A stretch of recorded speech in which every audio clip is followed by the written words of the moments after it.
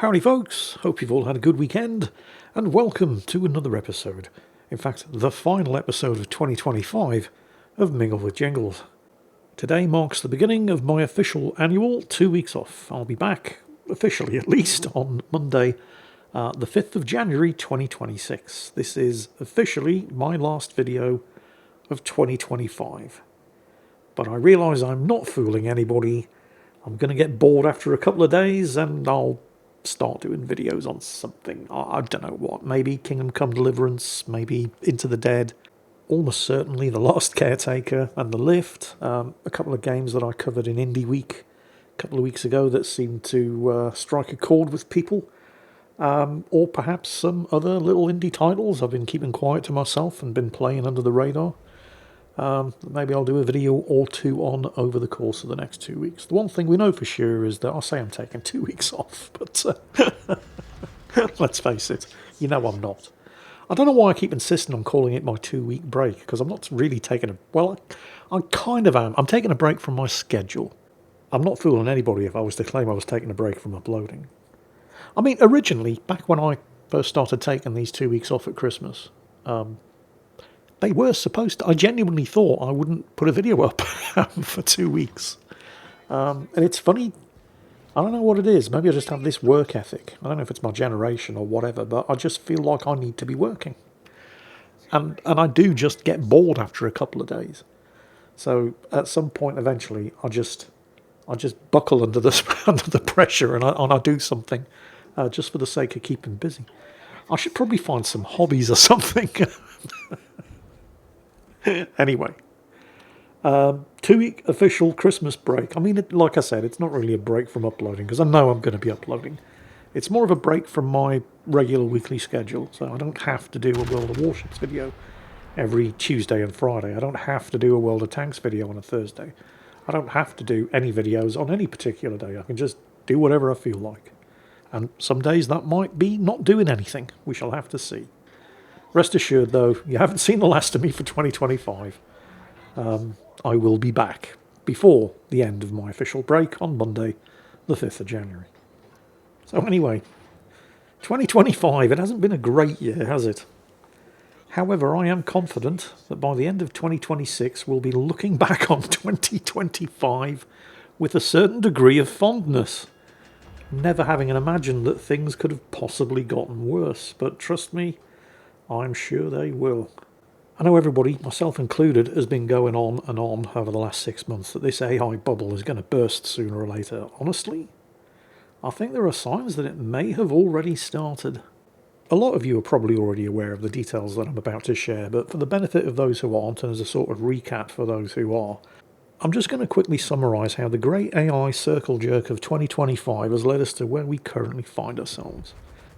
There's been plenty of videos on YouTube. And if you're unaware of these details, I do encourage you to actually go and look, because it's not going to be difficult to find, about the sort of circular way that all of these AI software and hardware companies have been sort of financing each other. And not in any way that's technically illegal. You know, what they're doing is perfectly legal. It's all just really, really dodgy. So, for example, NVIDIA invests a couple of $1 billion into some company that is developing AI tools, on the condition that that company then spends billions buying AI hardware from NVIDIA. If you get into the roots about how all of this financing is going on, it's literally just a case of one company borrowing off Peter to pay Paul, and then leveraging its shares in Simon to repay the money that it borrowed from Peter in the first place. It's just this one big financial circle jerk going on amongst all of the big players in the AI market. It's kind of like the way Tesla can still legitimately claim that they're actually selling Cybertrucks. They're not selling the 500,000 in 2025 that Elon Musk claimed they were going to sell, but they are selling. Who are they selling them to? Good question. I'm glad you asked. SpaceX, Elon Musk's other company, is buying tens of thousands of Cybertrucks from Elon Musk's Tesla and then just sitting them in car parks because they don't actually have anything to do with them. But it's all perfectly legitimate. Well, it's not illegal, and they count as sales as far as Tesla's concerned. And this is basically what's going on with the financing of the AI market. But all it takes is for just one of the big players to blink, and the whole house of cards comes tumbling down. And one of them might have just blinked. We're talking here about OpenAI, the company responsible for one of the big players in the AI market, ChatGPT. OpenAI expects to end this year with a revenue of over $20 billion. Now, that is not pocket change, but that's not profit, that's revenue. It's important that we draw a distinction here between the words revenue and profit, because profit is what you have left over after you have covered all of your operating costs and paid your taxes. OpenAI is not making a profit. They're actually losing money despite revenues of $20 billion in 2025. Now, it has been projected that if things go according to plan, they probably might even be worth as much as $100 billion by the end of 2027, and possibly multiple hundreds of billions by 2030, at which point they still won't be making a profit. They'll still be losing money. And the reason for that is, again, I refer to this massive financial circle jerk that's been going on amongst all of the big players in the AI market. And what OpenAI have been doing is securing all of their investments by committing to major infrastructure deals with various different mega companies. Like, for example, they have committed to spend $300 billion over the next 5 years for Oracle. They have committed to $250 billion in Azure commitments to Microsoft. $38 billion over 7 years to Amazon Web Services. You know, the list of these commitments just goes on and on and on, and adds up to a grand total of OpenAI committing to spend in AI infrastructure development $1.4 trillion over the next 8 years. Now, I'm no economist, but $1.4 trillion does seem like a lot. And given that they posted revenues, right, not profits, because they're still operating at a loss, with revenues of $20 billion in 2025, I don't know, maybe I'm just stupid and I'm not getting it, but I don't understand how a company that's only making $20 billion in 2025 can expect to find $1.4 trillion to spend by 2033. And you know what? I'm not alone, because neither does OpenAI's chief financial officer. Not asking for a government bailout. No. No, OpenAI's chief financial officer, Sarah Fryer, would never ask for a government bailout, especially not after OpenAI's CEO, Sam Altman, specifically said, "We do not have or want government guarantees for OpenAI data centers," emphasizing that companies making bad business decisions should be allowed to fail, and that taxpayers should not be responsible for bailing them out. So when his CFO, Sarah Fryer, floated the possibility of a federal backstop for data center financing, she absolutely wasn't asking for a bailout. No. Nobody's ever going to use that word. It's always going to be couched in the softest language imaginable. But make no mistake, if you, like OpenAI's chief financial officer, are struggling to understand exactly where the hell they're going to find that $1.4 trillion over the next 8 years, look no further than the mirror, because you, the American taxpayer, are going to be footing the bill. You won't be getting a share of the profits, but you will be paying for it. And you'll know it too, because, I mean, you know, a couple of $100 billion, they might be able to hide in appropriations committees, but $1.4 trillion, whether they call it a bailout or a federal backstop or not, $1.4 trillion is going to be real difficult to hide in the paperwork. You're gonna notice $1.4 trillion going missing. So, yeah, I'd like to end the year on a high note, but if you all thought 2025 was bad, and it was, you ain't seen nothing yet, because the cracks are starting to show, and the whole AI house of cards may already be tipping over. So, yeah, how about some good news? There is some good news, actually. Steam have got another sale on. It feels like they've just finished the last one, but now they're doing deep discounts in the Steam Winter Sale. You can get games like Detroit Become Human, an absolute bargain at $3.39. I mean, these prices are in pounds sterling, so £3.39. Or, I mean, we're probably talking sub $5 games here. A huge range of 90% discounts, including Detroit Become Human, Green Hell, Assassin's Creed Valhalla, Payday 2, Dead Island 2, X4, Foundations, Slay the Spire, Fallout 76, Bendy and the Ink Machine. Oh, hang on, I might have to have a look at that. Because I played the sequel to it, and I really, really enjoyed it. I might have to have a look at that one. Planet Zoo's going for 90% off as well. And these are just the 90% discounts. I mean, there are other discounts. You can get Death Stranding for the Director's Cut as well for 60% off. That's going for $13.99. Helldivers 2, 20% off. Divinity 2 Original Sin Definitive Edition, 75% price reduction, going for $7.49. And this sale is going on all the way through January the 5th. Or in other words, the day I come back from my Christmas break. So I appreciate that money is tight, but with a 90% discount, even if you think you're all spent out over Christmas, I think you can probably afford to go and treat yourself. I mean, just as one example, if you haven't already played it, Red Dead Redemption 2 on PC, 80% discount on the Steam Winter Sale. I mean, that's not just going to tide you over Christmas. That's going to keep you going until Easter. There's so much content in that game. So if you've got a couple of bucks burning a hole in your pocket, and you feel like, because you probably deserve to treat yourself over Christmas, I recommend you go and take a look at the Steam Winter Sale. And buy something that you're actually going to play. because that's what people do during the Steam sales, don't they?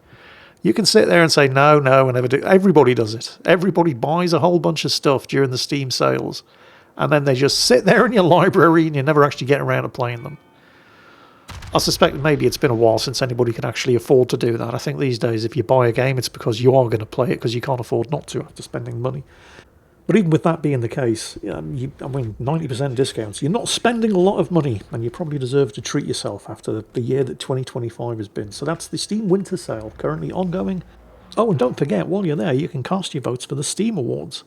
The nominees in the various different categories have all been announced, and you can vote for them until the end of the Steam Winter Sale on Monday, the 5th of January, 2026. So go and get yourself a bargain and vote for your favourite games at the same time. Oh, and while we're on the subject of Steam and the end of the year, Steam just revealed their replay for the year. Honestly, a lot of the stuff that have been revealed, this is where they basically reveal to us, the public, all of the data that they've collected on the games that we're playing and the games that we're buying over the course of the year. So if you have a Steam account, you can go and see your own Steam replay summary for 2025. But the thing that probably really isn't taken most people by surprise is that most Steam users are not playing new games. Only 14% of Steam users in 2025 played anything that was released in 2025. And the majority of those who did play things that were released in 2025 played indie games. Now, bear in mind, this is just Steam.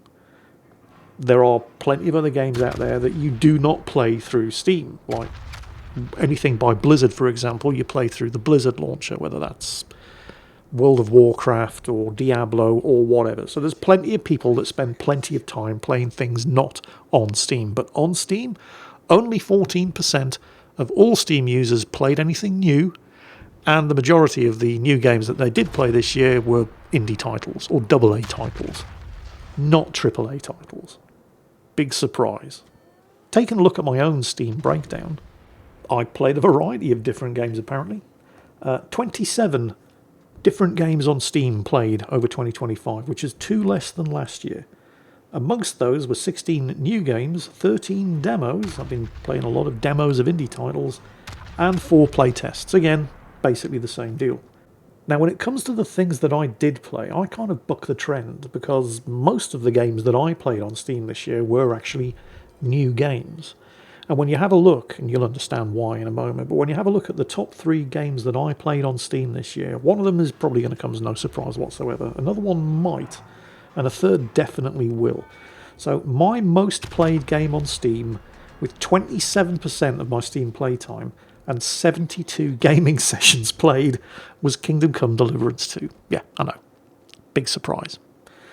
My second most played game on Steam this year, with 21% of my playtime and 59 gaming sessions, was Dune Awakening. I played the shit out of Dune Awakening when it was first released. I think I basically sat down and played it every day for a month. I was thoroughly hooked. It was such a good game. Emphasis on the word was, because after a month of hammering away at it and having a great time, I reached end game, and there isn't any. It just doesn't have an end game. Yeah. And even after nearly 6 months of patches and improvements, it basically still doesn't have an end game. So I haven't played Dune Awakening since August the 16th. That was the point where I realised I was on a hamster wheel and it wasn't going anywhere. And I quit and uninstalled. And none of the updates that they have done since have convinced me to reinstall and go back. So everything that I had is gone, because that's what happens in Dune Awakening, giving me even less incentive to go back to the game. So yeah, shame.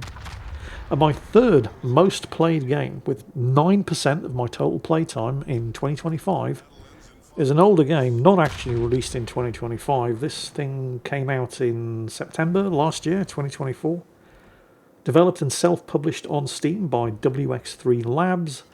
Most of you have probably never heard of it or the game that they made. It's called Starcom Unknown Space, and it's one of the best games I've ever played. Anybody who has actually heard of this game, and there's not going to be many of you, feel free to let everybody know in the comments just how amazing this game is. I should probably describe it myself. In fact, you know what? I might have to play through the whole thing again and record it this time and put it up as a video series on YouTube, because it's an astonishingly good game. It's also cheap as chips. How much is it going for at the moment? Let me just have a quick look. Yeah, you can get it for $12.59 during the Steam winter sale at the moment. And there's weeks of gameplay in it. You won't regret it. Starcom Unknown Space is basically... If you're of a certain age, you might remember a game from the 90s, maybe early 2000s, called... what was it? Star Control. That was it. Actually, I think the one that I'm thinking of specifically was Star Control 2, subtitled The Urquan Masters, which is one of the funniest games I have ever played. And I say that as somebody who played and enjoyed both Monkey Island and Monkey Island 2, LeChuck's Revenge. Trying to think of a way to describe it. You know the X series of space exploration games, where you're in an unfamiliar galaxy or part of the galaxy, and you basically have to go out and explore and fight and so on and so on and so on. Imagine that crossed with asteroids. Yeah, the original asteroids, the arcade asteroids, you know, where your ship's in the middle of the screen, and you can rotate the ship and fire your weapons and thrust and so on and so on. I know this sounds really, really weird, but trust me, it works. Well, that was 1992's, I just looked it up, Star Control 2, and Starcom Unknown Space is a sort of unofficial spiritual sequel. It's basically the same sort of thing, except with modern... Well, I say modern graphics. They are modern graphics. You know, you're not playing at 640 by 480 resolution anymore. But it's never winning any awards for graphics. The gameplay, however, is top notch. I cannot recommend this game enough. In fact, you know what? If you're not sold, I am going to start the game again, replay from scratch, and I will record it, and I will do a YouTube series on it, because it's one of the best games I have ever played. It's one of those games that seems simple, but can be deceptively deep and complex. I mean, you can really get into the weeds in this game if you want to, or you can just fly around exploring the galaxy and shooting things up. Either way, you're going to have fun. As I definitely did, which is why Starcom Unknown Space, a game I'm sure the majority of you have never heard of, was my third most played game on Steam this year, with 9% of my total playtime. My next two most played games on Steam, with 8% of my total playtime each, couldn't have been more different. They were Ghost of Tsushima Director's Cut, a AAA title, but an old AAA title from the PlayStation, now of course available on PC, and Into the Dead, Our Darkest Days, the early access version of that. That's coming out into full release next year, so soon, hopefully. They just did another free update. Well, I say free update. If you've bought into the early access, it's not free, you've paid for it, but the updates at least are free. massively overhauling the morale and relationship systems between the various different survivors. And my longest Steam play streak, apparently 34 days in a row, I logged in every day and played something on Steam. And over that period, I played 10 different games, and they were Aliens Dark Descent, Dune Awakening, The Altars, which again was a playtest, Kingdom Come Deliverance 2, Into the Dead, Astrometica, which again was a kind of popular early access series that I was doing. There has been another update, but it's not really suitable for recording and playing on YouTube because they've only published like half of the next bit. So you can play through it and then it kind of ends in the middle of nowhere. But when they update that again, I will be taking another look. Forever Winter, Deck of Haunts, which just got another free update for winter. After Ink Revival, which is it's a sort of early access version of a game by the creators of Pandemic. And then another demo, Cleared Hot, which is a sort of spiritual successor to Desert Strike. And I'm pretty sure I did one video on it, which is now in full release, and which you can also pick up on Steam. And so that was my year on Steam. It wasn't bad. A mix of the old, a mix of the new. And it's, if nothing else, it's given me an idea for another video series. Expect a bit of Starcom Unknown Space coming very, very soon. Maybe even over the Christmas holiday period. And again, if you've actually played this game yourself, please, please, please let everybody know in the comments just how amazing it is. And on that, that's it for 2025 from me, at least officially. I'm back officially on the 5th of January, but I've no doubt I'll see you before then. Hope you all have a fantastic Christmas and a safe and prosperous year. And as always, take care, and I'll catch you next time.